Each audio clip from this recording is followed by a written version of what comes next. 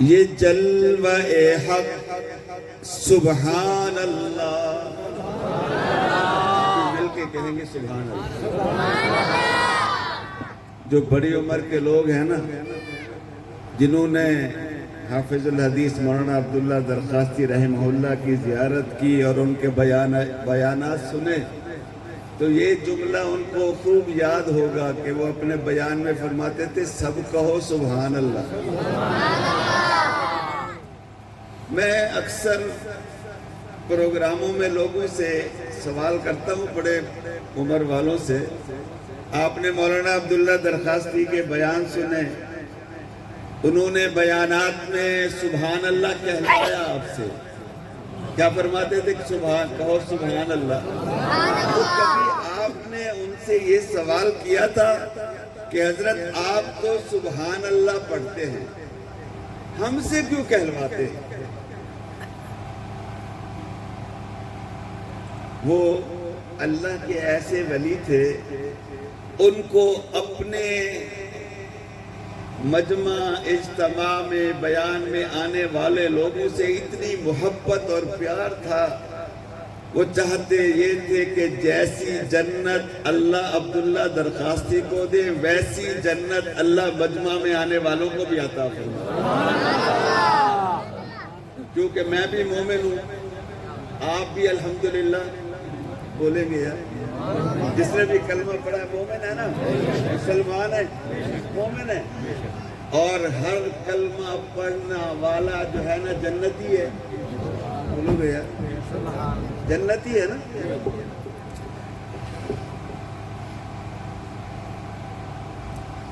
جس نے بھی کلمہ پڑھا ہے نا لا الہ، مل کے پڑھ لو اتفاق میں، لا الہ الا اللہ محمد الرسول اللہ، اس کے لیے جنت میں ایک پلاٹ اس کے نام لگ گیا ہے، الاٹمنٹ ہو گئی اس کے لیے، ہوئی نا جی۔ آج یہاں سرکاری طور پہ کچھ لوگوں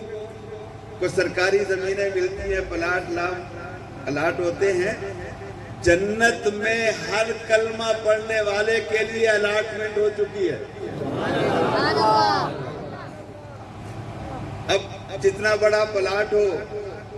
بندے کی خواہش ہوتی ہے کہ سارے پلاٹ کے اندر تو تعمیرات نہیں ہوتی نا، کچھ تعمیر ہوتی ہے، کچھ باغ وغیرہ لگاتا ہے بندہ، پھلواڑی لگاتا ہے، تو جنت میں باغ لگتے ہیں سبحان اللہ کے ساتھ، جنت میں پودے لگتے ہیں کس کے ساتھ؟ ایک دفعہ سبحان اللہ کا، حدیث پاک میں آتا ہے ایک دفعہ جو بندہ سبحان اللہ کہتا ہے نا، عربی نسل کا تیز رفتار گھوڑا 500 سال اس کے سائے میں دوڑتا رہے تو اس ایک درخت کا سایہ ختم نہیں ہوگا۔ ایک دفعہ سبحان اللہ کہنے سے درخت لگے گا، اور جس کی دن رات سبحان اللہ میں گزرے گی، جس کی دن رات الحمدللہ میں گزرے گی، جس کی دن رات لا الہ الا اللہ میں گزرے گی، اس کو یار ہمارے میاں والی قریشیاں قریب ہے، یہاں مخادیم کے باغات ہیں نا، بڑے بڑے مالدار لوگوں کے باغات ہیں، یہ باغات اس سے بھی بڑھیا باغ جنت میں ہر کلمہ پڑھنے والے مسلمان کے ہوں گے۔ اور ایک عاشق نے والد صاحب کے اس کے جملے کو یوں کہا ہے، فرمان ہے حضرت اقدس کا سب مل کے کہو سبحان اللہ، سب مل کے کہو سبحان اللہ۔ جہاں تک میرے اور آپ کے سبحان اللہ کی آواز جائے گی، جو درخت جتنے درخت ہیں ان کے پتے، جتنی زمینیں ہیں ان کی مٹی کے ذرات بھی میرے اور آپ کے ایمان کی گواہی دیں گے۔ یہ جلوہ حق سبحان اللہ، یہ نور ہدایت کیا کہنا، جبریل بھی شہدا ان کے ہیں یہ شان نبوت کیا کہنا، جس دل میں ہو پرتوے کرسی و عرش اس دل کی بلندی صلی اللہ، جس سینے پہ قرآن اترا ہو، جس سینے پہ قرآن اترا ہو، اس سینے کی عظمت کیا کہنا۔ او میاں یہ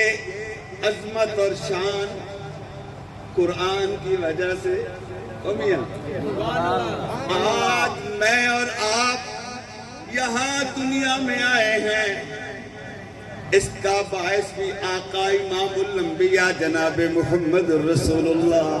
صلی اللہ علیہ وسلم کی ذات اقدس ہے۔ اگر آقا نہ ہوتے،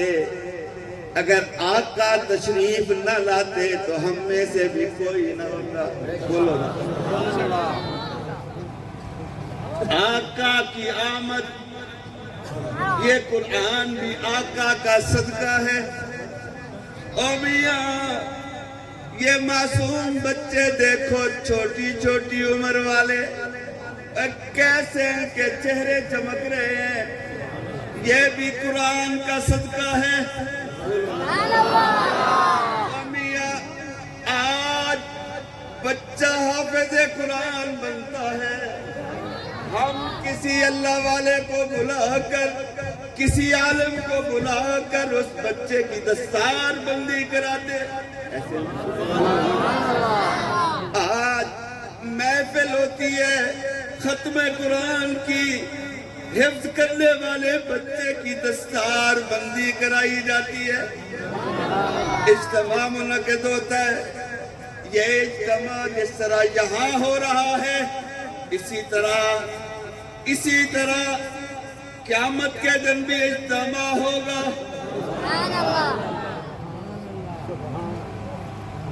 آج اجتماع پہ دستار کرانے والا عالم دین اللہ کا نیک بندہ ولی ہے۔ کل قیامت کے دن جو دستار بندی کا اجتماع ہوگا، اس اجتماع میں دستار کرانے والے خود رب العالمین ہوں گے۔ کسی بچے کی دستار ہوگی، میاں اس دن بھی اسی بچے کی، اسی حافظ قرآن کی دستار ہوگی، اور اکیلی اس کی نہیں، اس کے ماں باپ کی بھی، اس کے استاد کی بھی، اور کس اعزاز کے ساتھ۔ میاں آقا امام الانبیاء جناب محمد رسول اللہ صلی اللہ علیہ وسلم نے فرمایا، قیامت کے دن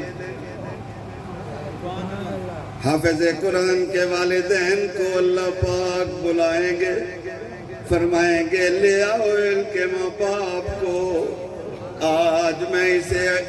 ان کے والدین کو اپنے ہاتھ سے میں دستار پہناتا ہوں۔ جو تاج، ایسا تاج پہنایا جائے گا کہ استاد کی روشنائی کے سامنے سورج بھی شرمائے گا، سورج کی روشنائی بھی ماند پڑ جائے گی۔ او میاں آج اس محفل میں آنے والے میں سارے اپنے بھائیوں کو یہ درخواست کرتا ہوں کہ تم چاہتے ہو کہ یہ شرف تمہیں بھی نصیب ہو، چاہتے ہو یہ اعزاز تمہیں بھی نصیب ہو، تو پھر اپنی اولاد میں سے ایک بچہ تو ہمیں دے دو،